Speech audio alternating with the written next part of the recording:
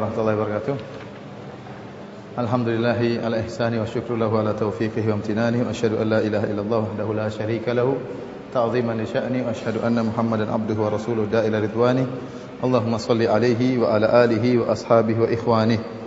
Para hadirin rahmatillah subhanahu wa taala, supaya kita tinggal lewat saja, kembali ke halaman 46, ana akan jelaskan secara singkat ya. Ana akan jelaskan secara singkat tentang tanda-tanda besar hari kiamat yang kedua, yaitu keluarnya Dajjal. Keluarnya Dajjal, silakan buka halaman 47 dan seterusnya. Jadi Dajjal, ana sebutkan bahwasanya dia adalah rajulun jasim ahmar ja'dur ra'si syab qasirun afhaj mamsuhul ainul yumna. Sifat-sifat Dajjal adalah di antaranya dia adalah orang yang besar, tubuhnya besar, kemudian rambutnya keriting, masih muda ya.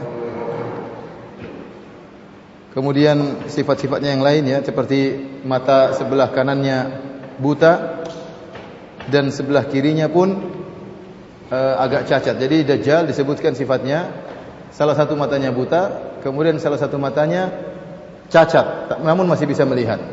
Kemudian di keningnya tertulis kafara.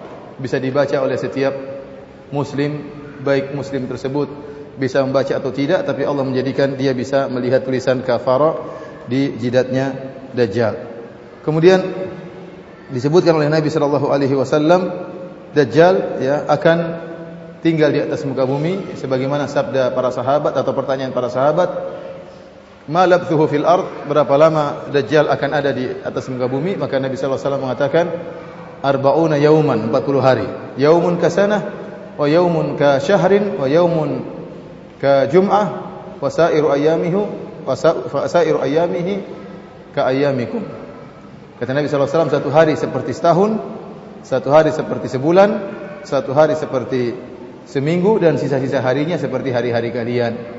Sampai-sampai para sahabat bertanya, "Ya Rasulullah, yang sehari seperti setahun tersebut bagaimana kita salatnya? Apakah cukup 5 waktu?" Kata Nabi sallallahu alaihi wasallam, "Tidak, tetapi diperkira-kirakan, yaitu setiap 24 jam salat 5 waktu." Ya. Jadi ada satu hari Dajjal itu, satu hari tersebut sehari semalam lamanya seperti 365 hari. Dan Dajjal adalah fitnah yang paling besar, oleh karenanya Dajjal ya bisa menghidupkan dan bisa mematikan, bisa menumbuhkan tumbuhan dari tanah yang tandus, bisa menurunkan hujan. Dan ini fitnah yang luar biasa yang tidak pernah terjadi di alam semesta. Dan dia mengaku sebagai Tuhan. Oleh karenanya Nabi sallallahu alaihi wasallam mengatakan, "Inna rabbakum laisa bi'awar." Sungguhnya Rabb kalian tidaklah buta sebelah. Adapun Dajjal adalah buta sebelah. Dajjal buta sebelah. Dan ini sebagai dalil yang tegas dari Allah Subhanahu wa taala bahwasanya Dajjal bukanlah Tuhan. Kalau Tuhan kok matanya buta sebelah? Kalau Tuhan kok rambutnya keribo? Tuhan harusnya keren. Ini badannya hitam kemudian rambutnya keribo. Ini tidak pantas jadi Tuhan model seperti ini. Matanya buta sebelah. Kalau dia Tuhan, dia akan menghilangkan cacat dari dirinya, sedangkan cacat dari dirinya tidak bisa dia hilangkan. Oleh karenanya di antara hikmah kenapa kita berlindung kepada Dajjal, ya karena Dajjal junior sudah muncul sekarang, para dukun, para tukang sihir. Dan Dajjal junior tersebut yang memiliki sedikit ilmu saja sudah membuat banyak orang kafir kepada Allah Subhanahu wa taala. Ya, baru bisa sakti sedikit, baru bisa sulap sedikit, baru bisa ini sedikit, orang sudah banyak yang percaya kepada dukun. Bagaimana kalau muncul Dajjal yang asli? Yang bisa menghidupkan yang mati, bisa menurunkan hujan, bagaimana iman orang yang tidak kuat akan beriman kepada Dajjal tersebut? Ya. Oleh karenanya para hadirin rahmatillah subhanahu wa taala, Dajjal adalah fitnah yang sangat luar biasa.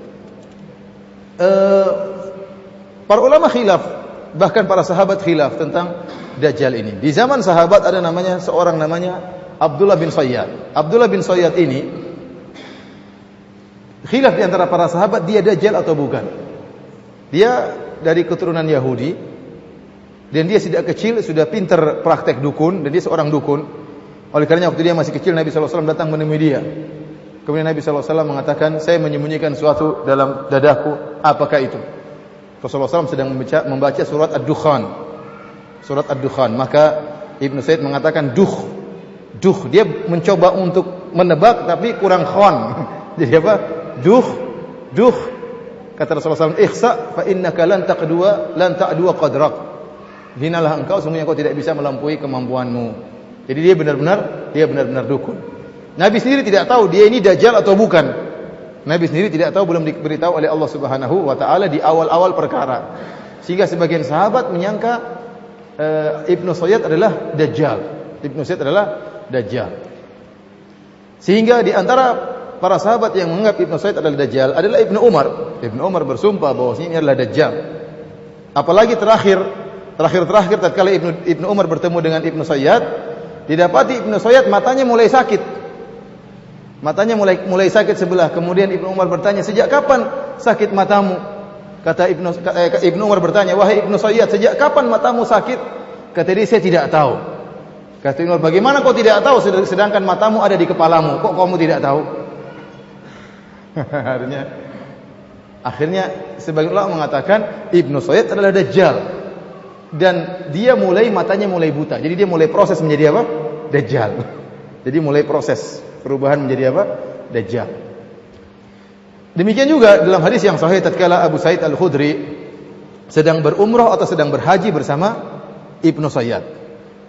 Sedang pergi menuju Mekah untuk melaksanakan manasik, apakah haji atau umrah. Maka kemudian tatkala di tengah perjalanan mereka beristirahat. Orang-orang mulai beristirahat di tempatnya masing-masing. Ibnu Sayyad ini ingin bersama Abu Sa'id Al-Khudri. Abu Sa'id Al-Khudri enggak enak tidur bareng sama orang ini. Maka Abu Sa'id Al-Khudri mengatakan, "Waduh, cuaca panas, coba kalau kau taruh barang-barangmu sebelah sana." Dia padahal ingin agar berpisah dari Ibnu Sayyad karena dia takut juga ini orang dajjal atau bukan, ya, mengerikan. Kemudian dan dia memang dukun, dia asli dukun. Akhirnya kemudian pindahlah Ibnu Sayyad, pindahin barang-barangnya, tidur di tempat lain di bawah rindangan pohon yang lain. Kemudian Ibnu Sayyad mengatakan, "Maukah saya tumpahkan kepada engkau susu untuk kau minum wahai Abu Sa'id?" Kata Abu Sa'id Al-Khudri, "Enggak, hari ini panas, tidak cocok minum apa? Tidak cocok minum susu." Padahal saya cuma enggak enak sama dia ini. Akhirnya Ibnu Sayyad sadar kalau Abu Sa'id Al-Khudri ini enggak mau karena sesuatu. Maka dia datangi Abu Sa'id Al-Khudri mengatakan, "Wahai Abu Sa'id, saya ini sudah bosan mendengar perkataan orang-orang tentang saya. Saya ingin bunuh diri gara-gara orang menuduh saya apa? Macam-macam. Mereka bilang saya dajjal padahal saya bukan dajjal. Bukankah Rasulullah mengatakan bahwasanya dajjal itu tidak bisa masuk kota Madinah? Saya tinggal di kota Madinah." Kan disebut dalam hadis dajjal tidak bisa masuk kota Madinah, ya enggak? Saya tinggal di kota Madinah. Sementara dajjal sekarang saya lagi naik haji sama kamu atau sama umrah lagi umrah. Gimana saya ini dajjal? Pokoknya dia bantah. Saya juga punya anak. Pokoknya dia bantah semua tuduhan-tuduhan bahwa membuktikan bahwasanya dia bukan dajjal. Kata Abu Sa'id waktu mendengar perkataan itu, tenanglah hati Abu Sa'id Al-Khudri. Berarti dia bukan dajjal. Terus Abu Sa'id, saya lupa ada pertanyaan Abu Sa'id Al-Khudri mengatakan, "Kalau seandainya engkau menjadi dia bagaimana?" Kata Abu Sa'id Al-Khudri, kata dia, "Enggak jadi masalah kalau saya dajjal." Ini bikin Abu Sa'id Al-Khudri berubah pikiran. Tadinya dia sudah apa? Sudah husnudzon. Waktu dia tanya, "Gimana kalau kau ini dajjal?" Ya enggak jadi masalah. Enggak jadi masalah kalau saya ini dajjal. Maka dia pun, wah ini payah orang ini. Dan dia bilang apa? "Saya tahu di mana dia. Saya tahu di mana tempatnya." Ini semakin parah kan? Jadi Abu Sa'id Al-Khudri semakin ragu. Dari sini banyak orang mengatakan Ibnu Sayyad adalah dajjal. Sudah ada sejak zaman Nabi SAW. Hanya saja waktu dia tinggal di kota Madinah, dia bisa pergi ke Mekah, itu dia masih proses menjadi dajjal. Belum jadi dajjal. Karenanya di akhir hayatnya matanya mulai buta sebelah. Matanya mulai sakit apa? Sebelahnya. Kata mereka ini mau proses menjadi apa? Dajjal. Sebagian orang mengatakan Ibnu Sayyad bukan dajjal. Buktinya hadis Tamim Ad-Dari, kisah Tamim Ad-Dari yang dia kemudian berlabuh di lautan, kemudian terdampar di sebuah pulau, di situ dia menemukan dajjal sedang terikat. Itu menunjukkan bahwasanya dajjal tidak hidup di kota Madinah, tapi dajjal sedang terikat di pulau tersebut. Ini yang membantah bahwasanya dajjal Ibnu Sayyad bukanlah dajjal tapi dia seorang dukun. Apalagi disebutkan dalam sejarah Ibnu Sayyad punya anak. Anaknya itu orang soleh, perawi hadis. Anaknya siapa? Ibnu Sayyad. Dajjal punya anak orang soleh bagaimana? Tapi intinya khilaf di antara para sahabat tentang masalah Ibnu Sayyid Dajjal atau bukan. Sebagian ulama kalau tidak salah Al-Hafidz Ibnu Hajar menjamakkan. Dia mengatakan bahwasanya yang ada di pulau itu korinnya Dajjal. Korinnya apa? Dajjal. Dan Ibnu Sayyid adalah apa? Dajjal. Suatu saat akan bergabung, breng jadi jagoan. Inilah apa namanya? Pendapat ulama tentang masalah Ibnu Sayyid Dajjal atau bukan. Wallahu a'lam bishawab, dia Dajjal atau bukan. Dan terlebih lagi dia hilang dalam kasus suatu kasus di kota Madinah terjadi peperangan, dia hilang, tidak tahu kemana dia. Sehingga orang mengatakan inilah Dajjal Ibnu Sayyad. Para hadirin rahmati Allah Subhanahu wa taala, intinya Dajjal akan muncul di akhir zaman dan kemudian dia berusaha masuk kota Madinah, dia tidak bisa masuk, akhirnya dia bermarkas di daerah sekitar kota Madinah. Sampai ada seorang pemuda keluar bertemu dengan Dajjal dan mengatakan, engkau adalah Dajjal sebagaimana dikabarkan oleh Nabi kami Muhammad sallallahu alaihi wasallam. Maka Dajjal pun membelah orang tersebut, kemudian menyambungkannya kembali. Jadi dibelah, dibunuh, kemudian dihidupkan kembali. Sekarang kau percaya saya Tuhan? Kata orang pemuda tadi, saya semakin yakin kau Dajjal. Ya, karena tidak ada yang bisa bikin gini kecuali apa? Dajjal. Tatkala dia membunuh lagi tidak bisa. Membunuh lagi tidak bisa. Dan disebutkan bahwasanya Dajjal diikuti oleh sab'una alfan min Yahudi Asbahan. Ada 70.000 orang Yahudi yang akan mengikuti Dajjal yang keluar dari Asbahan. Dan Asbahan adalah di Iran. Dan sekarang daerah situ sudah ada sekitar populasi 30.000 orang Yahudi. Termasuk populasi besar orang Yahudi di luar Israel adalah di Iran. Ya, ada sekitar 30.000. Dan dalam hadis disebutkan ada 70.000 orang Yahudi yang akan mengikuti apa? Dajjal. Tatkala semua orang ketakutan dengan Dajjal dan dia akan, kata Rasulullah SAW, laisa ardun illa sayata'uha Dajjal. Tidak ada satu tempat pun kecuali akan diinjak oleh Dajjal. Illa Makkah wal Madinah, kecuali Mekah dan kota Madinah. Seluruh tempat dia akan singgahi, termasuk Bantul mungkin atau Jamilur Rahman wallahu alam. Pokoknya semua tempat dia singgahi. Sampai saya pada saat mengatakan, "Ma isra'uhu fil ardh." Wahai Rasulullah, bagaimana kecepatan dia di muka bumi? Kata Rasulullah SAW, "Ka ghaisin istadbarathu rih." Seperti air yang dihembuskan oleh angin. Jadi cepat sekali apa namanya? Bergeraknya Dajjal, super sakti. Sehingga dalam waktu 40 hari, yang sehari seperti setahun, sehari seperti sebulan, dan sehari seperti seminggu, dan sisanya seperti hari yang lain, dia bisa berputar-putar mengelilingi apa? Bumi, mengadakan kunjungan, ya, mengadakan kampanye sebagai Tuhan. Dan mengerikan Dajjal ini. Oleh karenanya kita diminta untuk berlindung dari fitnah Dajjal, dan sangat menggoncangkan iman seseorang. Saya katakan tadi, para dukun-dukun junior saja baru punya ilmu sedikit, baru bisa terbang 2 meter, orang sudah beriman. Bagaimana Dajjal yang tiba-tiba pergi ke sana, tiba-tiba muncul di sana, tiba-tiba menurunkan hujan, dan luar biasa berbagai macam keberkahan yang muncul tatkala itu. Dajjal datang kepada suatu kaum, disebut dalam hadis, hewan-hewan ternak mereka seperti onta, kambing dan sapi pergi dalam keadaan lapar, dalam keadaan kurus.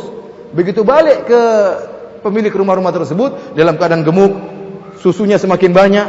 Dajjal datang membawa keberkahan sehingga banyak orang yang beriman kepada Dajjal. Akan tapi orang-orang mukmin tahu bahwasanya Dajjal adalah orang kafir, sehingga tertulis dibaca di keningnya kafara. Kemudian Dajjal itu muncul di zaman Imam Mahdi. Setelah itu turunlah Nabi Isa alaihissalam. Dan dalil tentang turunnya Nabi Isa alaihissalam dalam Al-Quran dan juga dalam hadis-hadis Nabi sallallahu alaihi wasallam. Dan Nabi Isa inilah yang akhirnya membunuh Dajjal di Babi Lut. Ya, Nabi Isa alaihissalam begitu dia turun, dia berhukum dengan hukum Islam. Ya, dia membunuh babi-babi dan dia menghancurkan salib-salib, dan dia sholat di belakang Imam Mahdi. Dan ini diantara bukti keutamaan umat Muhammad. Ternyata Nabi Isa sholat di belakang Imam Mahdi. Kemudian Nabi Isa pun mengejar Dajjal. Dajjal pun lari ke arah Palestina, dikejar oleh Nabi Isa. Setiap Dajjal melihat Nabi Isa, maka tubuhnya meleleh. Tubuhnya apa? Meleleh. Seandainya Nabi Isa tidak membunuhnya, Dajjal akan habis meleleh. Tapi Allah ingin memuliakan Nabi Isa, sehingga Nabi Isa memegang hirbahnya, memegang tombaknya. Tombaknya itulah yang membunuh apa? Dajjal. Maka tatkala dilemparkan Dajjal, maka Dajjal pun tewas. Ya. Dajjal pun tewas. Setelah itu Nabi Isa hidup, disebut oleh para ulama sebagaimana umurnya yang tersisa. Tatkala umur 40 tahun kalau nggak salah, dia tinggal 7 tahun setelah itu. Kemudian beliau meninggal sebagaimana yang lainnya, dikubur sebagaimana yang lainnya. Sebelum Nabi Isa meninggal, Allah keluarkan Ya'juj dan Ma'juj. Antum lihat halaman 51 ya. Allah mengatakan hatta idza futihat Ya'juj wa Ma'juj wa hum min kulli hadabin yansilun. Jadi Ya'juj dan Ma'juj adalah kaum yang luar biasa bengisnya dan sudah muncul di zamannya Dzulqarnain. Oleh karenanya Allah Subhanahu wa taala mengatakan hatta idza balagha baina saddaini wajada min dunihima qauman la yakaduna yafqahuna qawla. Qalu ya dzal qarnaini inna ya'juj wa ma'juj mufsiduna fil ard fahal naj'alu laka kharjan ala an taj'ala bainana wa bainahum sadda. Maukah kami berikan engkau imbalan agar kau membuat bendungan atau halangan yang menghalangi kami dengan Ya'juj. Jadi Ma'juj sedang menuju mereka.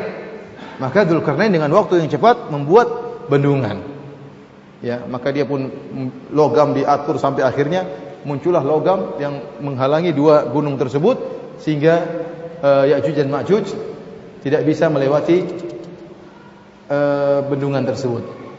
Famastata'u ayyadharuhu wa mastata'u lahu naqaba. Mereka tidak mampu untuk manjat bendungan tersebut dan mereka tidak mampu untuk mengobori bendungan tersebut. Seakan-akan mereka terjebak. Kata Allah dalam Al-Qur'an, "Fa idza jaa wa'du rabbi ja'alahu dakka wa kana wa'du rabbi haqqan." Ya, nanti sehingga sampai saatnya sesuai dengan janji Allah Subhanahu wa taala, maka mereka akan keluar. Banyak orang yang mengingkari adanya Ya'juj dan Ma'juj. Bahkan sebagian ulama besar ya mengatakan Ya'juj dan Ma'juj adalah orang-orang Cina ya. Itu adalah kinayah majaz. Dia adalah ada yang mengatakan orang Cina, ada yang mengatakan orang Mongol. Lihatlah bagaimana orang Cina tersebar di mana-mana. Mereka itulah Ya'juj dan Ma'juj yang membuat kerusakan di atas muka bumi ini. Tapi ini tidak benar. Orang Cina banyak muslimnya. Orang Cina tahu berapa jumlah muslimnya? Jumlah muslimnya sekitar 200 juta orang.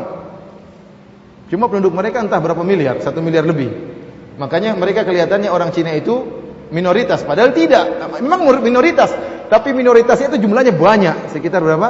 200 jutaan, sama dengan orang Islam di sini. Padahal jumlah mereka banyak. Kalau bilang orang Cina Ya'juj dan Ma'juj, orang Cina muslim protes. Memang kita Ya'juj dan Ma'juj, mentang-mentang sama-sama sipit. Oleh karenanya ini tidak benar ya bahwasanya orang-orang Cina adalah Ya'juj dan Ma'juj. Ada yang mengatakan dulu kaum Tatar tatkala keluar di zaman Syekhul Islam Taimiyah kemudian membasmi Baghdad dan macam-macam yang dikatakan itu sebagai Ya'juj dan Ma'juj. Yang benar bahwasanya Ya'juj dan Ma'juj adalah suatu kaum yang akan muncul di akhir zaman, di zamannya Nabi Isa alaihissalam dengan jumlah yang sangat banyak. Bayangkan, sejak zaman Dzulqarnain berapa ribu tahun yang lalu mereka beranak pinak. Sampai sekarang jumlah mereka terdesak dalam suatu tempat entah di mana. Sebagian orang mengatakan kita tidak pernah ketemu dengan Ya'juj dan Ma'juj.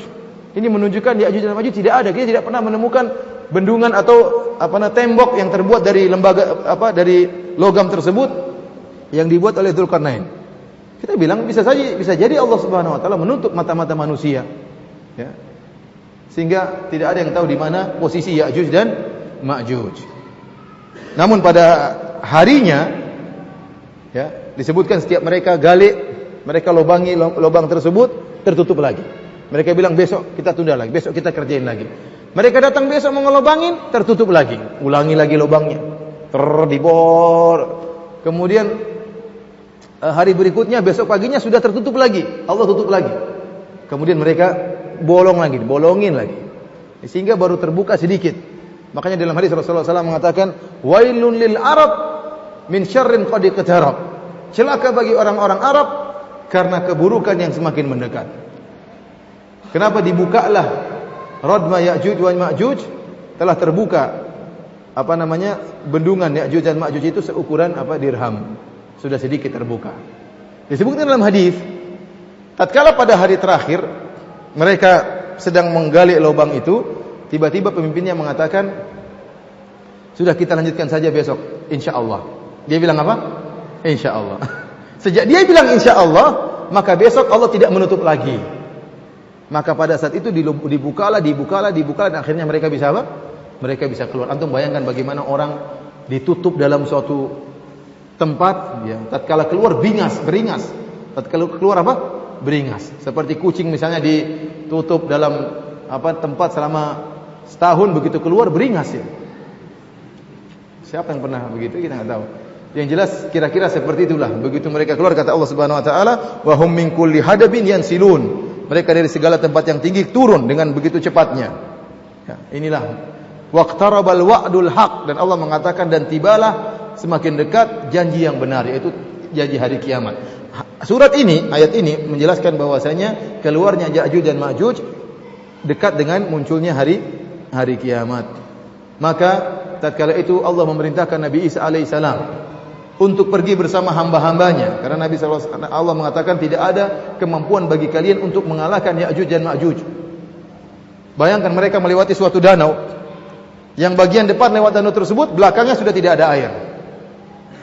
Kata yang bagian belakang, dahulu di sini ada airnya. Kemana airnya? Diminum sama bagian depan. Jadi danau itu habis karena saking banyak jumlahnya, habis airnya. Lewat danau lain habis airnya. Jumlah mereka banyak sekali. Dan mereka membunuh, membantai seluruh orang-orang di atas muka bumi. Tatkala mereka sudah membunuh, dan tatkala itu Nabi Isa alaihissalam membawa lari anak buahnya ke suatu tempat bersembunyi dari Ya'juj dan Ma'juj. Dan mereka menyangka bahwasanya mereka telah membunuh seluruh penduduk bumi. Tatkala itu mereka pun, salah seorang dari mereka atau mereka pun memanahkan anak panah mereka ke langit. Mereka mengatakan, kita telah selesai dari penghuni bumi, tinggal penghuni langit.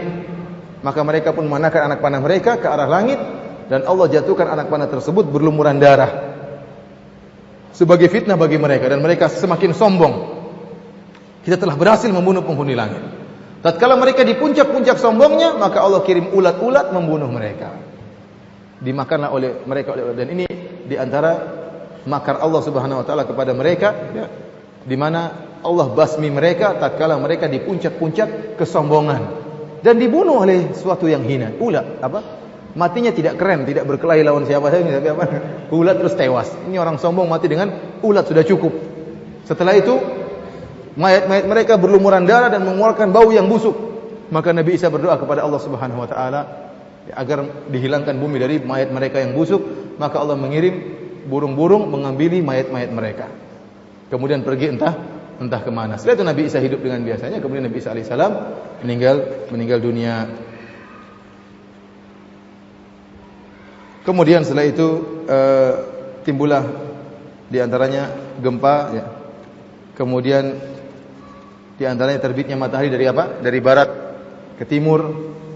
Setelah terbitnya matahari dari barat ke timur, maka khurujud dabbah, lihat halaman 57. Kata Allah Subhanahu wa taala, wa idza waqa'al qawlu 'alaihim akhrajna lahum dabbatan minal ard tukallimuhum anna an-nasa kanu biayatina la yuqinun. Jadi ada hewan yang berbicara yang mengatakan kepada manusia, sungguhnya orang-orang mereka tidak beriman dengan ayat-ayat kami. Dabbah ini diperselisihkan oleh sebagian ulama, apakah hewan ini? Ada yang mengatakan dabbah ini adalah onta. Onta keturunannya ontanya Nabi Saleh. Ya, terlalu jauh. Ada yang mengatakan bentuknya begini. Intinya tidak ada dalil yang sahih tentang sifat-sifat dabbah ini. Jelas dia hewan yang bisa berbicara, dan ini keluarnya setelah matahari terbit dari barat menuju timur. Para hadirin rahmati Allah Subhanahu wa taala, kita lanjutkan tentang al-faslur rabi' al-ba'tsu, hari kebangkitan.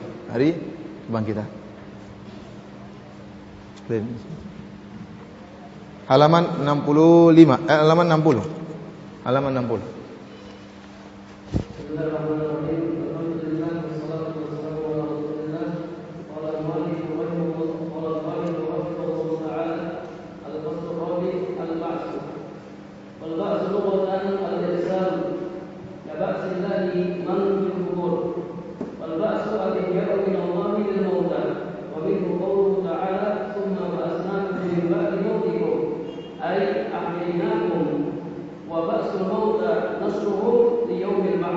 Hari kebangkitan maksudnya membangkitkan mayat-mayat, dihidupkan kembali oleh Allah Subhanahu wa taala, dikeluarkan dari kuburan-kuburan mereka.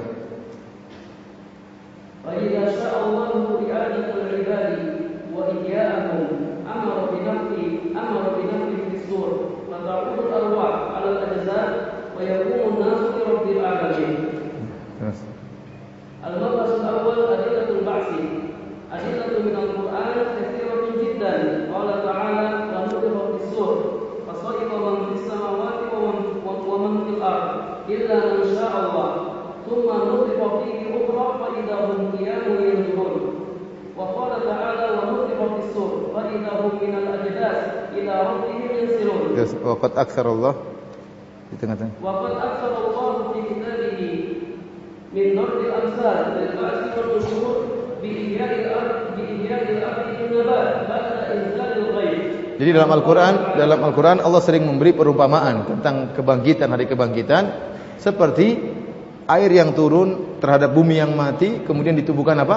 Tumbuh-tumbuhan. Seperti itulah kadzalikal khuruj, kadzalika tukhrajun, kadzalikan nusyur. Demikianlah kalian dibangkitkan, demikianlah kalian dikeluarkan, demikianlah hari kiamat. Allah memisalkan seperti air hujan yang turun di bumi kemudian menumbuhkan apa? Tumbuhan yang tadinya tidak ada, kemudian tumbuhan tersebut tumbuh dengan kehendak Allah Subhanahu wa taala. Contohnya seperti firman Allah Subhanahu wa taala, "Huwallazi yursilur riyaha busyran baina yaday rahmatih." Dia yang telah mengirim angin sebagai kabar gembira sebelum turunnya hujan, hatta idza aqalat sahaban thiqalan suqnahu li baladin mayyit. Tatkala angin tersebut sudah membawa awan yang hitam, ya, maka kami pun menumpahkan air tersebut ke tanah yang mati, atau kami bawa dia ke tanah yang mati. Fa anzalna bihil ma, maka kami turunkan dengan awan tersebut air hujan. Fa akhrajna bihi min kulli thamarat. Dengan hujan tersebut kami keluarkan segala macam tumbuh-tumbuhan. Kadzalika nukhrijul mauta la'allakum tadhakkarun. Dan demikianlah kami mengeluarkan orang-orang yang mati sebagaimana air hujan yang turun. Nanti hari kebangkitan pun demikian prosesnya. Bahwasanya seluruh anak Adam akan rusak seluruh tubuhnya dan juga tulang-tulangnya kecuali ajabudzam, kecuali bagian dari tulang ekor yang kecil, yang kemudian Allah akan turunkan air hujan, ya, kapal, ya, air hujan, ya, air gerimis, yang dari air hujan tersebut menumbuhkan, dari situlah tarkib, dari sisa tulang tersebut disusunlah kembali manusia. Sebagaimana biji yang menumbuhkan apa? Tumbuhan. Sebagaimana biji yang menumbuhkan tumbuhan. Karenanya proses hari kebangkitan pun demikian. Contohnya lagi, wallahu alladzi arsala riyaha, dan seterusnya. Allah mengatakan di akhirnya, kadzalikan nusyur, kadzalika nukhrijul mauta, ya. Kadzalika nukhrijul mauta. Demikianlah kami mengeluarkan orang-orang mati. Al-mabahats tsani. Yang di bawah al-mabahats tsani. Al-mabahats tsani, kayfiyatul ba'ts. يعيد الله العباد أنفسهم ولكنهم يخلقون خلقا مختلفا شيئا ما أما كانوا عليه في الحياة الدنيا ومن ذلك أنهم لا يموتون مهما أصابهم البلاء ومن ذلك إبصار العباد ما لم يكونوا يبصرون فإنهم يبصرون في ذلك اليوم al-malaikata wal jinna wa ma Allahu bihi alim. Jadi sekarang bagaimana cara hari kebangkitan? Bagaimana Allah membangkitkan mayat-mayat? Jadi Allah Subhanahu wa taala, mayat-mayat itulah yang Allah bangkitkan, bukan mayat yang lain. Namun Allah menciptakan mereka, orang-orang yang dibangkitkan dengan sedikit perubahan. Jadi yang dibangkitkan tubuh-tubuh kita, jasad kita dikembalikan lagi namun dimodifikasi oleh Allah Subhanahu wa taala. Jadi ada perbedaan. Oleh karenanya orang-orang yang dibangkitkan pada hari kiamat diberi kemampuan misalnya tidak bakalan mati. Yang masuk neraka mau digergaji, mau dibakar tidak mati-mati. Ini hebat berarti kan? Berarti dimodifikasi tubuhnya. Ya. Demikian juga Allah Subhanahu wa taala, ya, bayangkan di bawah terik matahari di padang mahsyar.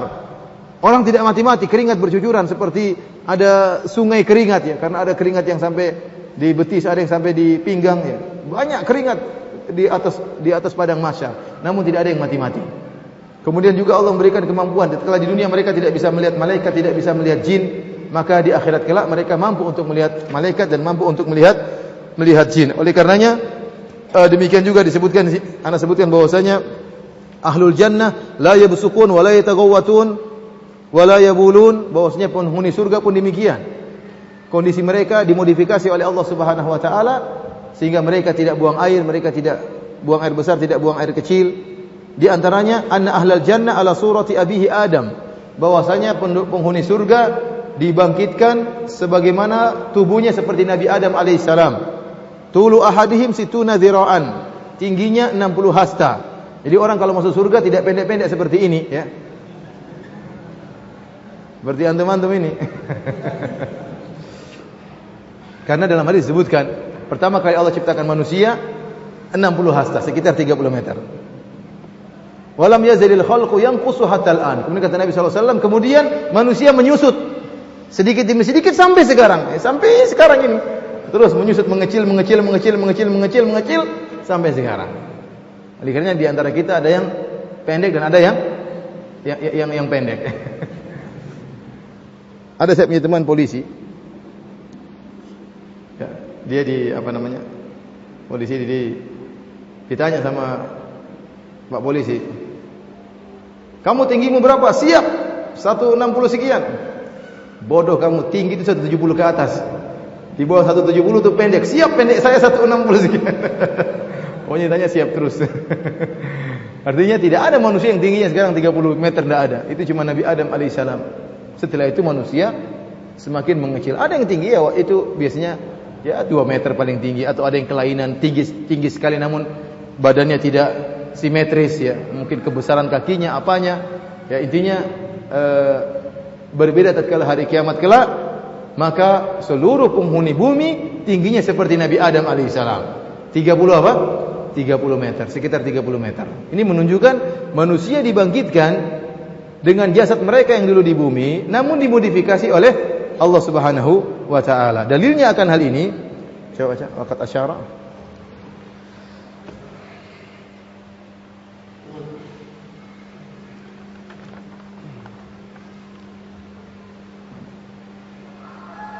وقد أشار إلى هذا الاختلاف في قوله على أن نبدل أمثالكم وننشئكم بما لا تعلمون ولقد علمتم النشأة الأولى فلولا تذكرون. Sini kata Allah, wa nunsyi'akum fi ma la ta'lamun, dan kami akan membangkitkan kalian dengan apa yang kalian tidak ketahui.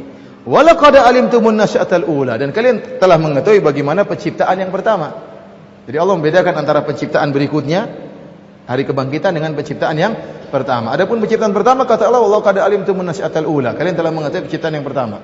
Adapun nunsyi'akum fi ma la ta'lamun, kami akan membangkitkan kalian dengan apa yang kalian tidak ketahui. Ini menunjukkan ada perbedaan antara pembangkitan hari kebangkitan dengan hari penciptaan yang pertama. Terus hadhil ayatu tadullu ala anna an-nash'ata ats-tsaniyata laysat ka-nash'ati al-ula. قال الحسن ابن الفضل البجلي أي أخلقكم للبعث بعد الموت من حيث لا تعلمون كيف شئتم وذلك أنكم علمتم نشأة الأولى كيف كانت في بطون الأمهات وليس لأخرى كذلك. Ikhwani fil azani Allah yakum, coba kembali ke halaman 62, halaman sebelumnya. Lihat di catatan kaki. Saya katakan situ wal adillatu ala anna al-jasad alladhi fi nas'ati tsaniyah huwa nafsul jasad alladhi kana fi dunya. Bahwasanya jasad yang dibangkitkan oleh Allah dialah jasad yang ada di atas muka bumi ini. Jadi Allah tidak membuat jasad yang baru, tidak. Tetapi bahan kebangkitan tersebut dari jasad kita yang di atas muka bumi ini Allah kembalikan dan Allah modifikasi. Paham? Jadi jasadnya sama dengan jasad di bumi, jasad kita sekarang ini Allah kembalikan menjadi manusia, namun Allah modifikasi dengan sesuai penghuni bumi, penghuni surga seperti ini, penghuni neraka seperti ini. Oleh karena disebutkan bagaimana penghuni neraka gigi penghuni neraka sebesar Jabal Uhud. Berarti badannya besar. Neraka sangat luas. Sampai disebutkan matahari dan bulan dimasukkan dalam neraka Jahanam. Penghuni neraka Jahanam badannya dibuat besar. Kalau giginya seperti Jabal Uhud, bagaimana matanya? Besar. Kata para ulama, apa hikmahnya mereka diperbesar tubuhnya seperti Jabal Uhud? Supaya api bisa benar-benar masuk ke dalam sel-sel mereka dengan pembakaran yang sempurna.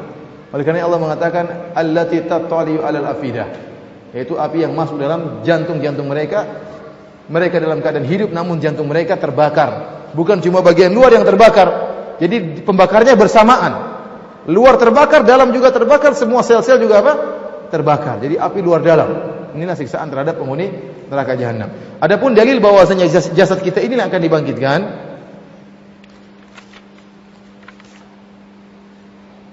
dalilnya lihat itu yang pertama firman Allah Subhanahu wa taala, al-yauma nakhtimu ala afwahihim dalam surat Yasin, wa tukallimuna aydihim wa tashhadu arjuluhum bima kanu yaksibun. Pada hari ini kami akan tutup mulut-mulut mereka dan tangan-tangan mereka akan berbicara dengan kami dan kaki-kaki mereka akan menjadi saksi bima kanu yaksibun. Jadi yang menjadi saksi kaki mereka, apa yang telah mereka perbuat. Kaki-kaki itulah yang akan dibangkitkan dan menjadi saksi.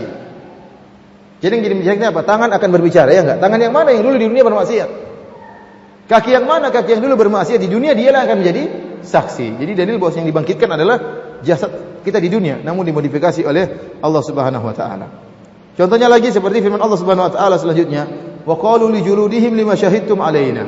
Mereka protes terhadap kulit-kulit mereka. Mereka mengatakan, wahai kulit-kulit, kenapa kalian menjadi saksi atas kemaksiatan yang kami lakukan? Qalu antaqana Allahu alladhi antaqa kulla syai' wa huwa khalaqakum awwala marratin wa ilaihi turja'un.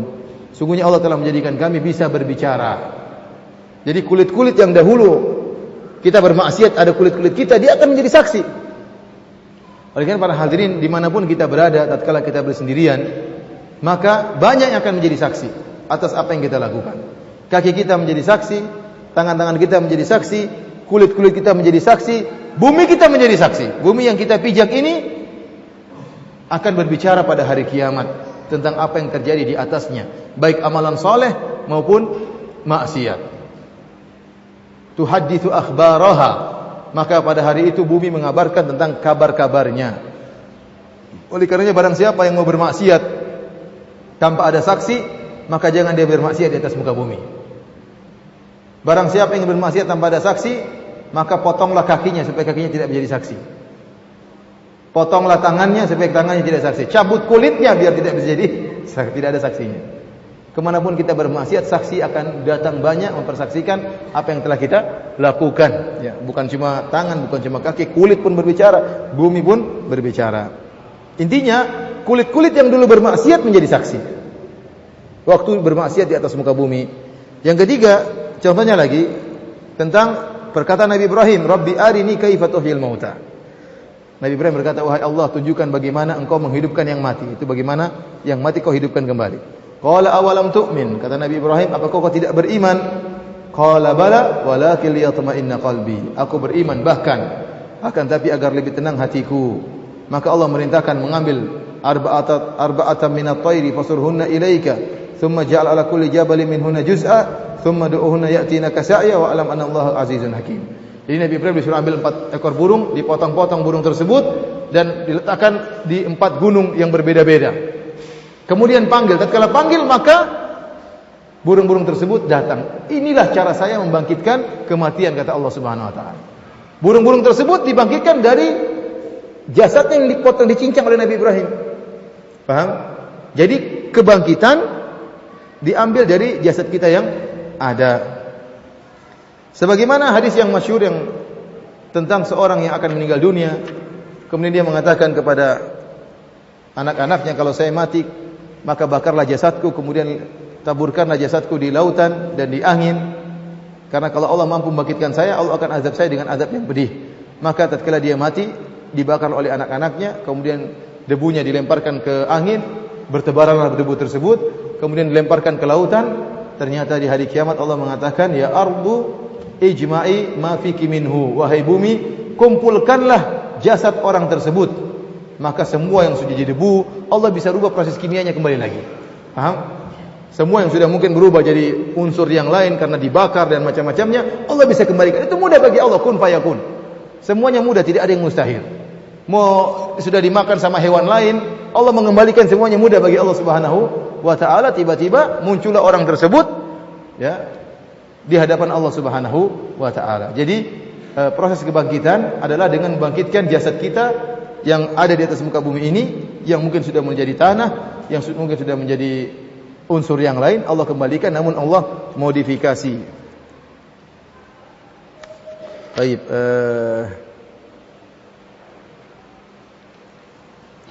saya sebutkan ada 3 pendapat tentang bagaimana cara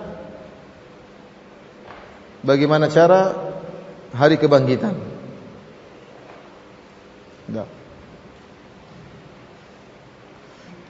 Lihat halaman 64, saya tulis di situ sebuah hadis ya. Di situ Rasulullah SAW mengatakan, yunzilullahu mataran ka'annahu tal au dhal. Fatanbutu minhu ajsadun nas. Jadi caranya dibangkitkan adalah setiap anak Adam seluruh anggota tubuhnya punah atau berubah atau hilang, berubah menjadi tanah kecuali ajabud dzam. Kecuali di bagian tulang kecil di bagian belakang tubuh yang tidak akan sirna. Tidak akan berubah menjadi zat yang lain. Tatkala terkena air hujan, maka dari situlah tumbuh lagi, tumbuh menjadi tumbuh yang baru. Allah mengembalikan jasad-jasad yang telah berubah menjadi unsur-unsur lain, dikembalikan, dipasang, ditarkib, disusun melalui awal mulanya dari tulang ekor tersebut sampai akhirnya orang menjadi manusia. Antum lihat halaman 65. Jadi ada 3 pendapat tentang masalah cara kebangkitan. Pendapat yang pertama mengatakan al-jasadus tsani, bahwasanya tubuh yang kedua tatkala kebangkitan mubayyinun lil awwal min kulli wajhin, berbeda sama sekali dengan tubuh di bumi, tidak ada hubungannya. Seakan-akan Allah menciptakan jasad yang baru tanpa ada hubungan dengan jasad yang lama. Ini pendapat pertama. Pendapat yang kedua, anna nasy'ata tsaniyah kal ula min kulli wajhin. Pendapat yang mengatakan jasad yang dibangkitkan pada hari kiamat persis sama dengan jasad yang ada di dunia, tidak ada bedanya. Ukuran-ukurannya, wajah-wajahnya sama persis, tidak ada bedanya. Namun pendapat yang benar adalah tadi dimodifikasi oleh Allah Subhanahu wa taala. Oleh karenanya penghuni surga akan dirubah seperti dalam hadis disebutkan para penghuni surga tatkala masuk surga wajah mereka seperti rembulan, tampan-tampan. Tidak ada yang seperti antum-antum ini ya. Wajahnya tampan-tampan ya, dirubah oleh Allah Subhanahu wa taala. Ya, bersinar, bercahaya seperti rembulan. Akan tapi tetap seorang bisa membedakan satu dengan yang lainnya. Meskipun telah dirubah oleh Allah, akan tapi ada keistimewaan spesial yang ada di masing-masing wajah. Saya masih bisa mengenal, oh ini Mas Fulan, oh ini Mas Guntur, ini Mas Roni misalnya, oh ini Ustadz siapa, ini Ustadz siapa. Tidak akan bingung, sehingga istri tidak salah pilih, akan tahu persis. Meskipun sudah dirubah oleh Allah Subhanahu wa taala. Oleh karena sebagian ulama seperti Syekhul Islam Taimiyah, kemudian dinukil juga oleh Ibnu Abil Is Al-Hanafi, sebagaimana anak kecil tatkala dia masih kecil, kita kenal wajah dia. Kemudian setelah dia berumur 20 tahun, mulai keluar jenggotnya, mulai keluar kumisnya, mulai agak gemuk, kita masih ingat, oh, kamu dulu yang kecil itu ya. Ada perubahan enggak sama wajahnya? Ada, semakin melebar, semakin memanjang ya. Semakin mekar ya. Tetapi orang masih tahu, oh ini kamu yang dulu masih kecil. Sama seperti orang tumbuh jenggot saja sudah lain mukanya seperti sebelum tumbuh jenggot. Tapi orang bisa berubah, bisa menerka. Oh, kamu yang dulu ya. Masya Allah sekarang sudah berubah. Ya. Demikianlah penghuni surga tatkala wajah mereka dibuat tampan oleh Allah Subhanahu wa taala, tinggi mereka seperti Nabi Adam alaihissalam, akhlak mereka seluruhnya mulia, maka tetap masih bisa terbedakan antara satu dengan yang lainnya. Oleh karenanya para ulama menyatakan bahwasanya para wanita yang masuk di surga, mereka lebih mulia, lebih afdal daripada bidadari yang ada di surga. Yang keafdalan ini menunjukkan mereka akan lebih cantik ya, dan lebih mulia di sisi Allah Subhanahu wa taala karena mereka diberi beban oleh Allah di dunia dengan beribadah, dengan salat, harus taat kepada suami, masakan buat suami, ngurus anak-anak. Ini beban yang berat. Tatkala mereka dimasukkan dalam surga, maka mereka lebih afdal daripada bidadari, maka mereka menjadi ratu bidadari. Kenapa? Karena kemarin saya ditanya sama seorang ikhwan atau akhwat, tanya, Ustaz, kalau saya sudah tidak mau lagi sama istri saya, nanti ketemu lagi di surga gimana? Enggak mau sama kamu, yang lain aja. Kita bilang orang sudah masuk surga, tidak begitu mukanya, akan dirubah. Pertama, dari mana kamu tahu kamu tidak suka? Sekarang kamu boleh tidak suka ya kan? Nanti sekarang kan dia harus sama suaminya. Sekarang suami istrinya meninggal. Istrinya meninggal. Ya, berarti kan suami terakhirnya nih, dalam hadis kan disebutkan seorang wanita di surga bersama suami terakhirnya. Tidak, oleh karena sebagian sahabiat tidak mau menikah lagi. Kalau tidak salah istrinya Abu Darda, kalau enggak salah tatkala dilamar oleh seorang sahabat yang lain, memang tidak mau. Saya mendengar Abu Darda menyatakan dalam hadis bahwasanya wanita bersama suaminya yang terakhir. Maka dia tidak mau, ini wanita setia, tidak mau nikah sama laki yang lain supaya bisa bersama suaminya di surga. Ternyata kasusnya suaminya sudah tidak mau lagi sama dia, enggak mau ketemu dia di surga. Ternyata setelah istrinya meninggal, suaminya kawin lagi. Aduh, saya tidak mau lagi sama istri saya yang dulu. Ternyata ketemu di mana? Di surga. Bagaimana ini? Kita bilang itu urusan Allah Subhanahu wa taala. Kamu sekarang boleh benci, Allah akan cabut kebencian. Allah mengatakan, "Wa naza'na ma fi sudurihim min ghil." Allah akan cabut seluruh kedengkian, kejengkelan dari hati-hati penghuni surga. Tidak ada kebencian di sana. Ya. Dan istrimu tidak seperti yang dulu, akan dimodifikasi oleh Allah Subhanahu wa taala.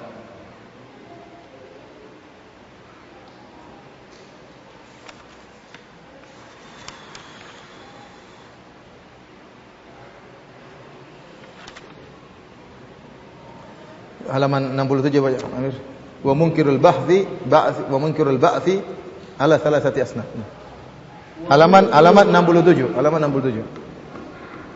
Wa munkirul ba'thi ala thalathati asnaf. Awalan al-malahidatu alladziina ankaru wujudal khaliqi wa bidzalika yunkiruna al-ba'tsa min babi aula wa hum al-falasifatu ad-dahriyah at-tabi'iyyah. Jadi pengingkar ba'ats. Jadi ada manusia-manusia yang mengingkari adanya hari kebangkitan. Yang pertama al-malahida, orang-orang ateis. Mereka jelas mengingkari adanya hari kebangkitan. Sementara Allah saja, Tuhan saja mereka ingkari, apalagi hari kebangkitan. Kemudian mereka adalah orang-orang falasifat dahriyah, ya, orang-orang falasifat dahriyah yang mengatakan bahwasanya semuanya yang berjalan sebagaimana masa, waktu saja yang menghancurkan kita, ya. Tidak ada yang mengatur, berjalan dengan sendirinya.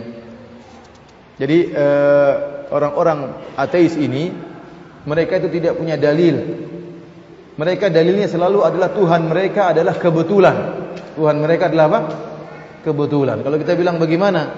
Apakah mungkin alam semesta ini berjalan dengan begitu indahnya, dengan aturan yang begitu indahnya? Kata mereka kebetulan. Kebetulan demikian. Dan ini semua tidak benar. Contohnya mereka mengatakan proses terciptanya alam semesta ada dua planet yang sangat besar, satunya meledak, kemudian jadi planet-planet mengelilingi apa? Matahari. Kita bilang, tayyib. Kalau kita ikuti perkataan kau bahwasanya demikian terjadi proses alam semesta, yang bikin dua planet ini dari mana? Taruhlah benar satunya meledak, satunya enggak. Yang buat dua planet ini siapa? Terus kenapa satunya harus meledak, satunya enggak? Kok bisa satunya meledak? Ya kebetulan meledak. Ini Tuhan mereka kebetulan. Selalu apa? Kebetulan. Contoh seperti mereka mengatakan bahwasanya alam semesta terbuat dari suatu proses. Ada lautan, kemudian ada semacam amonia, kemudian terkena petir atau apa, jadilah seperti senyawa, kemudian jatuhlah di lautan, jadi senyawa yang hidup. Lama-lama terjadi proses evolusi, ada yang menjadi ikan hiu, ada yang menjadi singa laut, ada yang menjadi udang, ada yang menjadi belut, ya. Ada yang keluar jadi manusia, ya. Kita bilang, kok bisa satunya jadi belut, satunya jadi udang? Kebetulan. Tuhan mereka kebetulan. Dia enggak punya Tuhan kecuali apa? Kebetulan. Oleh karena sempat di antara mereka sempat ada yang buat perumpamaan seperti antum katanya membuat huruf-huruf banyak A B C D sampai Z, antum bikin huruf banyak-banyak. Tahu-tahu antum masuk dalam kotak, antum keluarin, antum buar, tahu-tahu keluar tulisan. Seperti itulah alam semesta. Kita bilang itu berarti gimana kok bisa terjadi tiba-tiba kita keluarkan huruf kemudian terjadi tulisan sebuah kata? Jawabannya kebetulan. Jawabannya adalah kebetulan. Oleh karenanya apapun teori yang mereka ajukan tentang adanya alam semesta, maka yang pertama kita katakan materi dasar terjadi alam semesta siapa yang bikin? Paham? Entah mau mereka mengatakan teori Big Bang atau teori tadi 20 planet besar kemudian satu pecah, atau teori apapun, kita bilang mana dasarnya? Teori Big Bang pun pasti ada, katanya dulu ada suatu yang memiliki suhu yang panas kemudian berkembang. Suhu yang panas ini dari mana ini barang ini? Kok tiba-tiba muncul? Dari mana ini? Kok tiba-tiba muncul hewan-hewan, manusia, gajah dengan begitu indahnya makhluk-makhluk Allah Subhanahu wa taala. Kemudian juga manusia ada yang cantik, ada yang biasa-biasa, ada yang begini-begini. Dari mana semua itu? Semuanya kebetulan. Tidak mungkin, mustahil. Semuanya ada penciptanya. Kalau mereka mengingkari adanya Allah, maka lebih utama mereka mengingkari adanya hari kiamat. Tsani yang kedua. Tsaniyan alladzina ya'tarifuna bi wujudil khaliqi walakinnahum yukadzibuna bil ba'thi. Min haula'i musyriku Quraisy. Model yang kedua adalah orang-orang yang mengaku adanya Allah, Tuhan, tapi mereka mengingkari adanya hari kebangkitan. Contohnya orang-orang musyrik Quraisy. Sebagian besar mereka mengingkari hari kebangkitan. Za'ama alladziina kafaru alla yub'atsu qul bala wa rabbi latub'atsunna thumma latunabba'unna bima 'amiltum wa dzalika 'ala Allahi yasir. Mereka menyangka bahwasanya mereka tidak akan dibangkitkan. Katakanlah bahwasanya mereka akan dibangkitkan, kemudian akan dikabarkan terhadap mereka amal perbuatan yang pernah mereka lakukan di dunia. Yang ketiga,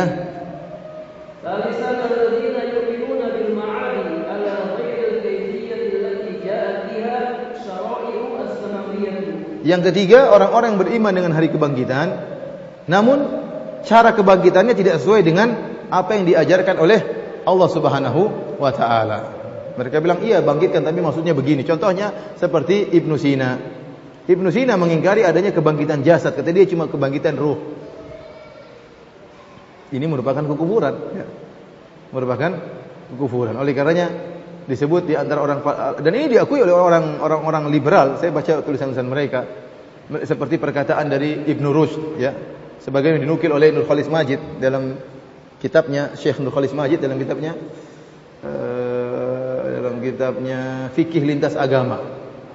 Fikih Lintas apa?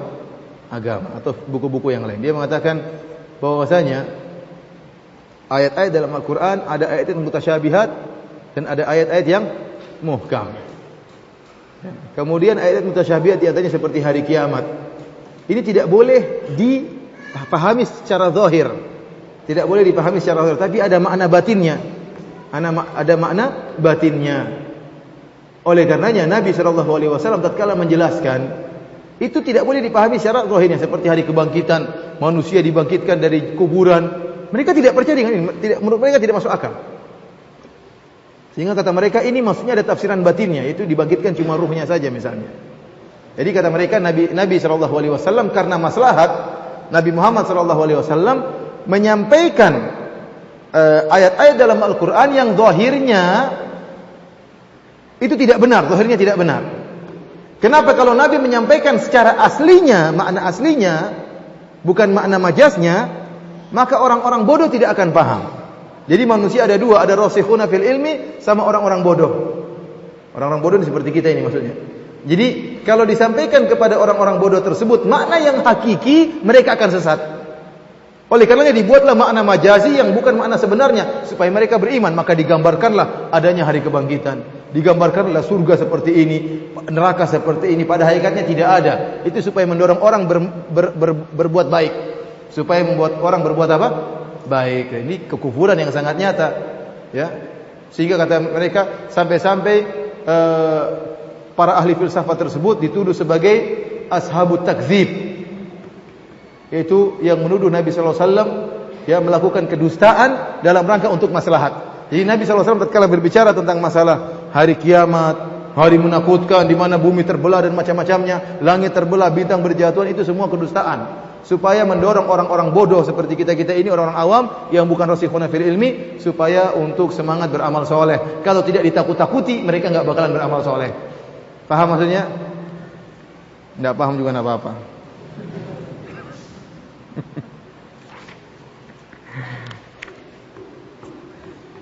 Sekarang saya sebutkan dalil yang panjang ya.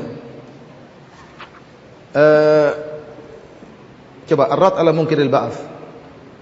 Ar-rad ala munkiril ba'ts wa qad dzakara Allah subhanahu munkiril ba'ts wa radda 'alaihim bil ayatil katsirati minha qawluhu ta'ala awalam yaral insanu anna khalaqnahu min nutfah fa idza huwa khasimun mubin. Kata Allah Subhanahu wa taala, ini Allah menyebutkan salah satu sifat orang kafir Quraisy yang menolak hari kebangkitan. Kata Allah, awalam yaral insan, tidakkah seorang manusia melihat, tidakkah seorang manusia merenungkan, anna khalaqnahu min nutfah, kami telah menciptakan dia dari air mani, fa idza huwa khasimun mubin, setelah dia menjadi orang besar, dia pun khasim, yaitu dia melawan, dia menjadi musuh yang nyata, mengingkari adanya hari kebangkitan. Maka Allah bantah, wa daraba lana mathalan wa nasiya khalqah qala man yuhyil 'idhama wa hiya ramim. Di antara dalilnya dia mengatakan man yuhyil 'idhama wa hiya ramim. Bagaimana mungkin manusia dibangkitkan sementara tulang-tulang sudah menjadi berubah, sudah hancur lebur. Bagaimana Allah bisa menghidupkan tulang-tulang yang sudah hancur lebur ini? Wa hiya ramim.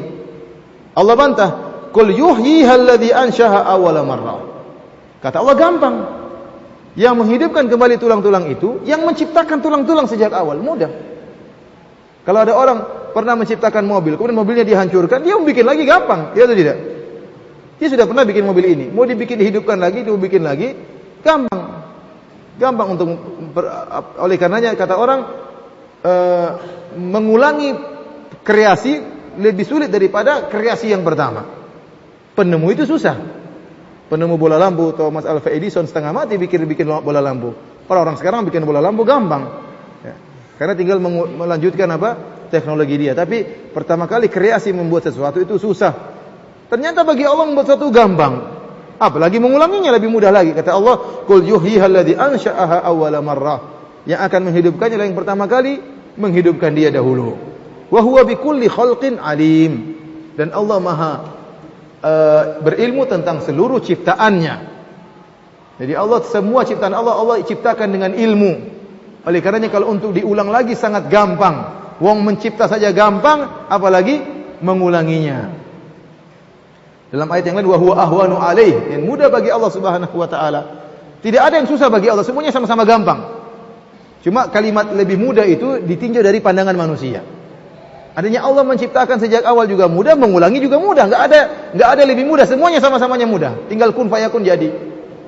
Karena dia adalah ala kulli syai'in qadir. Dia Tuhan yang Maha Kuasa atas segala sesuatu. Tetapi kalimat Allah ahwanu alaih artinya lebih mudah, artinya dari sisi pandangan manusia. Dari sisi pandangan manusia yang mengulangi pembuatan lebih mudah daripada pembuatan pertama kali. Kemudian kata Allah Subhanahu wa taala, "Alladzi ja'ala lakum minasy-syajaril akhdari naran." Fa'idha antum minhu tuqidun. Dialah yang telah Allah sekarang buat dalil akli. Kata Allah Subhanahu wa taala, yang telah menjadikan bagi kalian api keluar dari pohon yang hijau. Api Allah keluarkan dari pohon yang hijau. Fa'idha antum minhu tuqidun. Tiba-tiba antum kalian menjadikan api tersebut untuk membakar. Jadi, ikhwani fillah azanillahu wa yakum, kehidupan itu harus berasal dari sesuatu yang saya sebutkan di sini, coba biar dibaca. Coba antum lihat, buka halaman 69.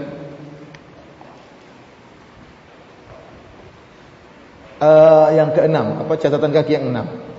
Coba baca. Halaman 69, catatan kaki yang ke-6, footnote nomor 6. Wa kaunu ikhrajil hayati min ar-ramim afwal min ikhrajin nari min asy-syajaril akhdar min wajhain. Awalan anna al-hayata haratun ratabatun wa amma an-naru haratun yabisatun. Wa ijtima'ul hararati war-rutubati aysaru min ijtima'il hararati wal yabusati. Qala Ibnu Taimiyah rahimahullah, fa bayyana Allah annahu akhraja an-nar al-harata al-yabisa min al-bari bi-rasbi wa dhalika ablagu fil munafati li'anna ijtima' al-hararati war-rutubati aysar min ijtima' al-hararati wal yabusati farutubatu taqbalu min al-infial ma la taqbaluhu al-yabusatu.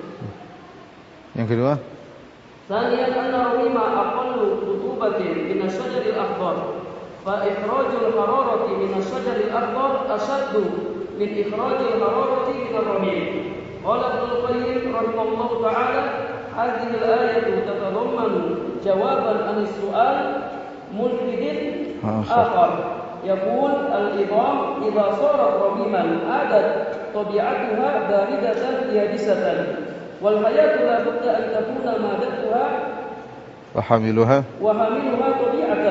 طبيعة حارة رطبة طبيعة حارة رطبة فأخبر سبحانه بإخراج هذا العنصر النار الذي هو في غاية الحرارة واليبوسة من الشجر الأخضر الممتلئ بالرطوبة والبرودة فالذي يخرج شيئا من ضده وتنقاد له مواد المخلوقات وعناصرها ولا تستعصي عليه هو الذي يفعل ما أنكره الملحد ودفعه من إحياء العظام وهي رميم.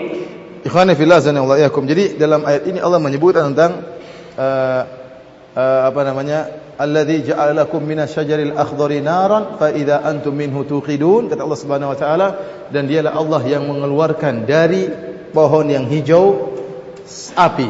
Jadi kehidupan, namanya kehidupan harus ada panas dan lembab, ya. Namanya kehidupan, kalau badan sudah dingin berarti mati. Itu tidak. Ini namanya kehidupan manusia dibangun di atas apa? Basah dan apa?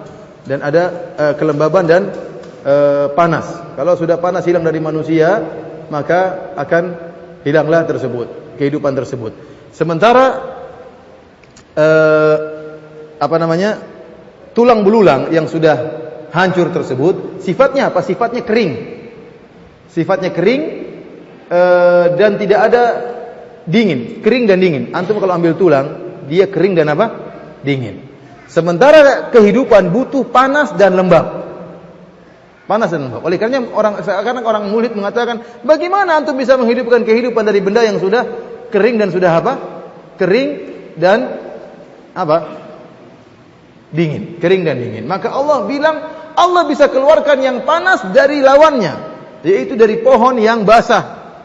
Pohon hijau, pohon yang basah, ada airnya, ternyata bisa keluar apa? Keluar api. Gampang, apalagi ini. Artinya sekedar logika. Allah bawa bantah dengan apa? Logika. Paham maksudnya? Ada yang paham? Tadi yang siapa namanya? Saya lupa tadi kasih hadiah. Siapa namanya? Mana tadi orangnya? Sini.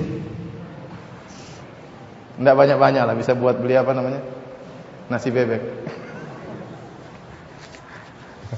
Jazakallah. Ya. Boleh terakhir satu orang itu bisa. Cari bukunya enggak saya bawa, ya udah buku di Madinah enggak bisa kasih hadiah. Ikhwani fillah azanillahu yakum. Jadinya tadi saya katakan, Allah mengatakan alladzi ja'ala lakum minasyajaril akhdari nara, yang telah mengeluarkan dari pohon yang hijau api, fa idza antum minhu tuqidun. Ini bantahan logikanya orang-orang musyrikin yang mengatakan bagaimana tulang belulang yang dingin dan kering ini bisa keluar dari dia kehidupan yang sifatnya panas dan lembab. Jawabannya, jangankan tulang belulang yang kering dan dingin, sedangkan pohon yang hijau dan basah Allah bisa keluarkan api. Apalagi yang dari yang kering, yang basah saja bisa keluar api, apalagi yang kering. Paham maksudnya? Kemudian Allah Subhanahu wa taala berfirman lagi setelahnya, awalaisal ladzi, kembali kepada halaman 67, kata Allah Subhanahu wa taala, ini dalil berikutnya. Jadi dalil Allah sebutkan dalam surat ini banyak dalilnya tentang mudah menghidupkan kembali yang sudah mati. Yang pertama tadi kita sebutkan, kita lanjutkan dulu. Awalaisal ladzi khalaqas samawati wal arda biqadirin ala ay yakhluqa mithlahum bala wa huwal khallaqul alim.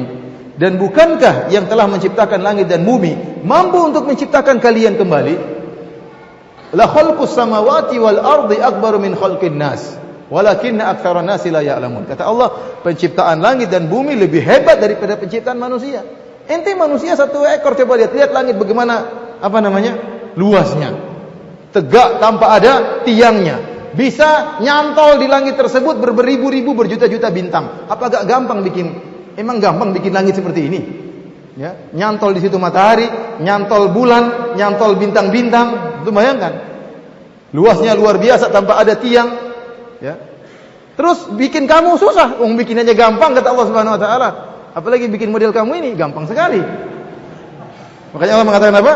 Awalaisal ladzi khalaqas samawati wal arda biqadirin ala ay yakhluqa mithlahum bala wa huwal khallaqul alim. Tentu Allah bisa, karena Allah dialah Maha Pencipta lagi Maha Mengetahui. Kemudian dalil berikutnya kata Allah, inna ma amru idza arada syai'an yaqul lahu kun fayakun. Segalanya mudah. Allah tinggal bilang kun fayakun jadi, enggak usah pakai dalil-dalilan. Paham? Jadi Allah bantah dari awal sampai akhir habis. Fa subhanalladzi bi yadihi malakutu kulli syai' wa ilaihi turja'un. Kata Allah, dan subhanallah, maha suci Allah yang di tangan Allah segala sesuatu, semuanya tunduk di tangan Allah Subhanahu wa taala. Tulang belulang, semuanya tanah, bumi tunduk kepada Allah. Allah tinggal perintah, jadilah manusia tersebut. Oleh karena kita ambil kesimpulan dari surat Yasin ini, banyak dalil yang menyatakan bahwasanya Allah mampu untuk menciptakan kembali manusia. Yang pertama tadi apa? Allah mudah untuk menciptakan pertama. Kita tadi bilang apa? Pengulangan lebih mudah daripada kreasi pertama kali. Paham? Pengulangan penciptaan lebih mudah daripada membuat pertama kali. Yang kedua, Allah menyatakan mengeluarkan api ya dari pohon yang basah itu lebih sulit daripada mengeluarkan panas daripada tulang yang kering. Ya, kalau dari benda yang basah saja bisa keluar api, apalagi ini sekedar dari suatu yang hangat, tubuh manusia kan hangat, dari suatu yang kering. Ya, lebih mudah bagi Allah. Yang ketiga, Allah mengatakan penciptaan langit dan bumi lebih hebat daripada penciptaan manusia. Kalau langit dan bumi Allah bisa ciptakan, bagaimana mengulangi penciptaan manusia yang begitu mudahnya. Kemudian yang berikutnya kata Allah Subhanahu wa taala, ya bahwasanya seluruh benda-benda alam semesta ini di bawah kehendak Allah. Tulang belulang, kemudian tanah, kemudian semuanya di bawah kekuasaan Allah. Allah berhak melakukan apa yang Allah kehendaki. Kemudian yang terakhir, segala urusan tinggal kun fayakun. Segala urusan tinggal apa? Kun fayakun. Kalau semuanya tidak masuk logikamu, maka aku adalah Tuhan, aku hanya mengatakan kun fayakun. Paham? Itu semua kesimpulan yang saya sebutkan tentang dalil-dalil yang ada. Baik, kita lanjutkan halaman 72. Masih kuat atau tidak? Hah? Waktunya sudah habis. Tanya jauh, waktunya sudah habis kata Ustaz Amir. Tanya jawab. Kalau ada yang bertanya saya persilakan. Insyaallah antum baca sendiri ya. Kalau tidak paham dibaca ulang ya. Ada yang bertanya saya persilakan. Ini bagi para ikhwan maupun para akhwat yang ingin bertanya, sekarang kita masuk sesi tanya jawab. Pertanyaan bagi ikhwan serta doa yang lain di sini bisa lewat kertas ya, diserahkan kepada Ustaz. Adapun pertanyaan dari akhwat atau pendengar radio Majas bisa dikirimkan ke 0812 100 89 720. Kami ulang 0812 100 89 720.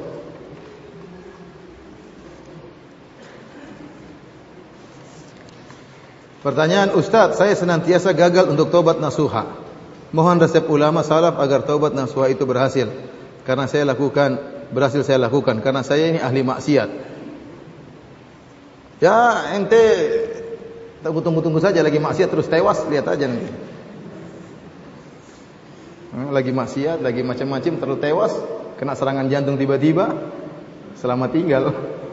Oleh karenanya segera bertobat kepada Allah Subhanahu wa taala. Terlalu banyak orang meninggal dengan tiba-tiba, terlalu banyak. Jangan sampai antum sedang bermaksiat tiba-tiba meninggal dunia. Oleh karenanya senantiasa seorang hamba bertobat kepada Allah Subhanahu wa taala. Meskipun dia sedang bermaksiat, meskipun dia selesai bermaksiat, segera beristighfar.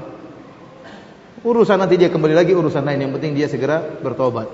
Karena dia tidak tahu kapan nyawa diambil oleh Allah Subhanahu wa taala. Betapa banyak orang yang meninggal tatkala sedang mabuk, betapa banyak orang yang sedang lagi berzina, yang lagi sedang nonton film porno, yang lagi bentak-bentak istri atau meninggal, lagi macam-macam lah orang. Ya.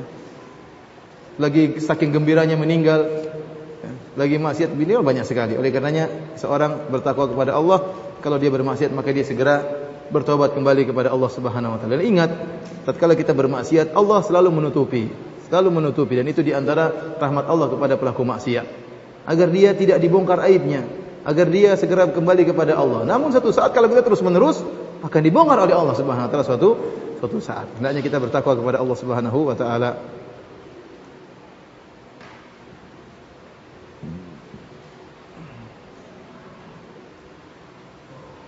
Ini apa ini? Riwayat nanti di akhirat tidak apa? Berpakaian.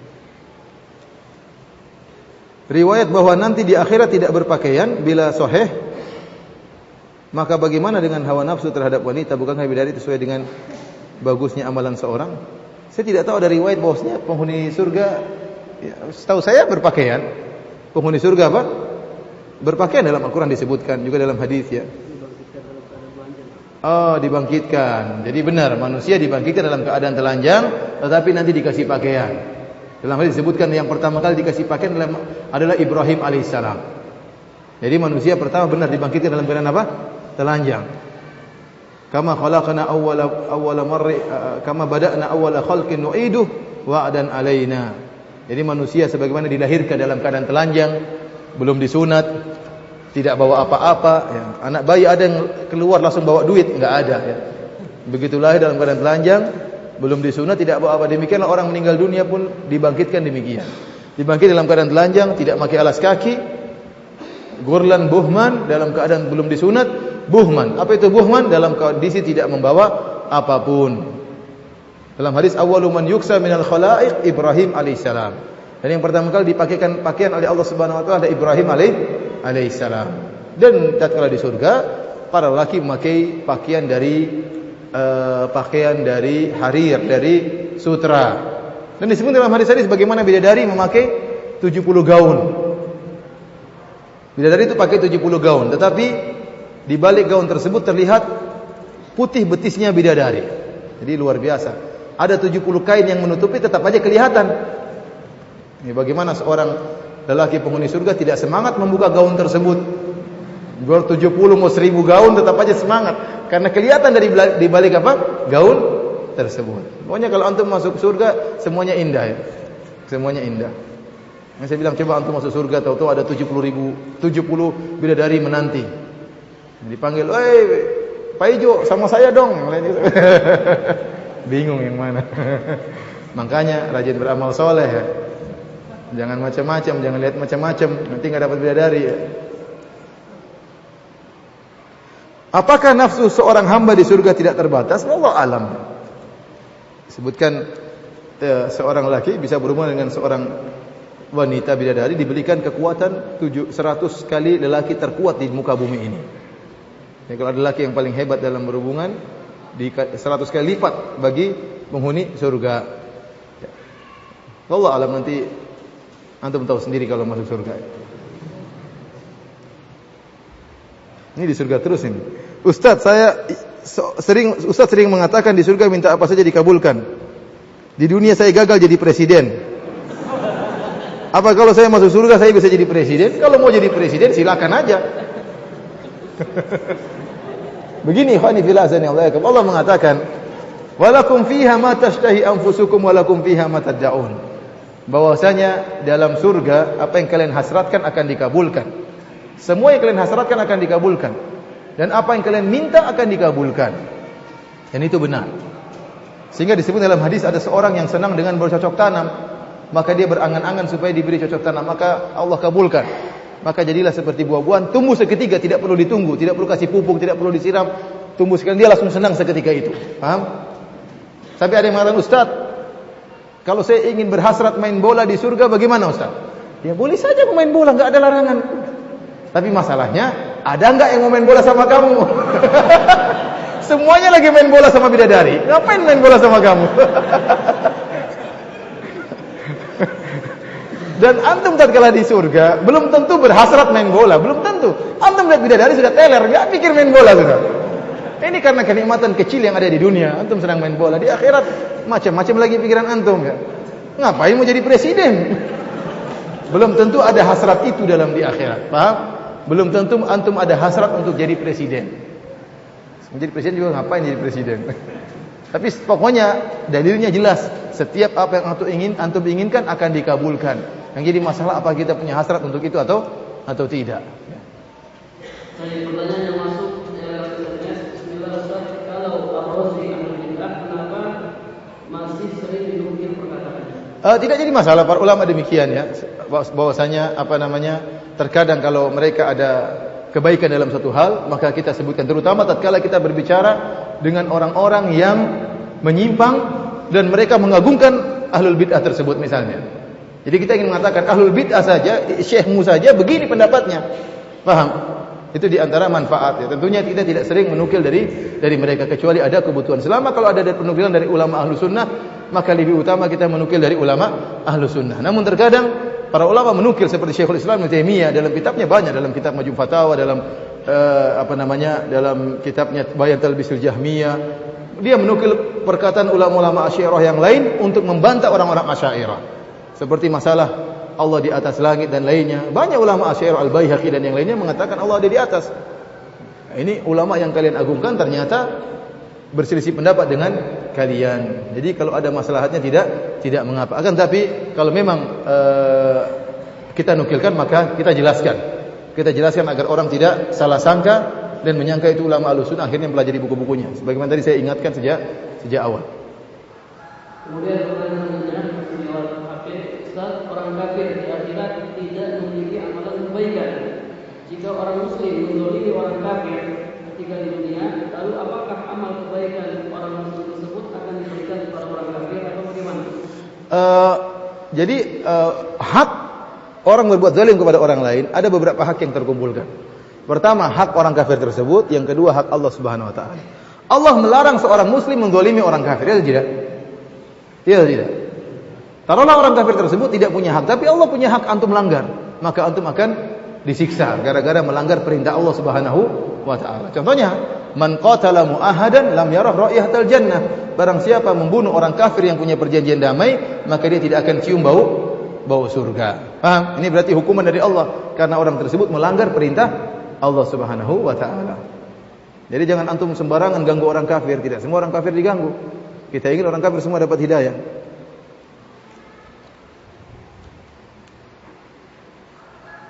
Apakah Dajjal dan Ya'juj dan Ma'juj dihidupkan kembali dan dikumpulkan di padang mahsyar? Tolong jawabannya. Allah alam, zahirnya iya, seluruh manusia akan dibangkitkan. Allah alam, Dajjal manusia, Ya'juj dan Ma'juj juga apa? Manusia, maka mereka akan dibangkitkan. Allah alam bisawab. Sebagaimana Fir'aun akan dibangkitkan dan disiksa oleh Allah Subhanahu wa taala.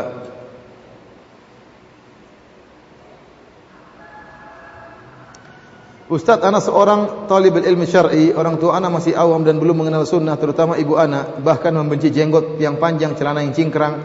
Ana masih merasa kesulitan untuk mendakwakan ibu ana. Ustaz, bagaimana cara mendakwakannya?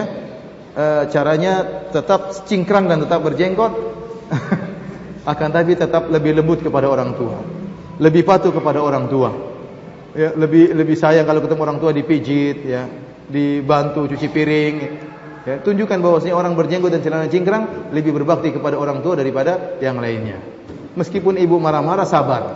Jangan pernah membentak ibu, jangan pernah menasihati seakan-akan membodoh-bodohi ibu. Ini yang kadang-kadang salah tatkala seorang anak mendakwai ayahnya tapi seakan-akan menggurui ayahnya. Seorang yang tidak suka anaknya apa? Sok pintar, ya. Tidak suka. Siapapun orangnya tidak suka. Oleh karenanya dakwah dengan cara yang lembut, diantaranya dengan cara yang sehalus-halusnya. Kalau bisa jelaskan dengan secara logika lebih bagus. Ana seorang santri Jamilur Rahman As-Salafi. Ana masuk di tahfidzul Quran. Makanan dan minuman apa yang bisa mempermudah untuk menghafal Al-Quran dengan cepat? Coba tanya Mas Roni. Apa ada herbal mempercepat hafalan Quran? Ada, tapi aturannya ada. Jadi sekali minum harus murojaah 1 juz. Sama aja kalau begitu. Seperti saya ketemu kemarin ada orang jualan obat supaya pelang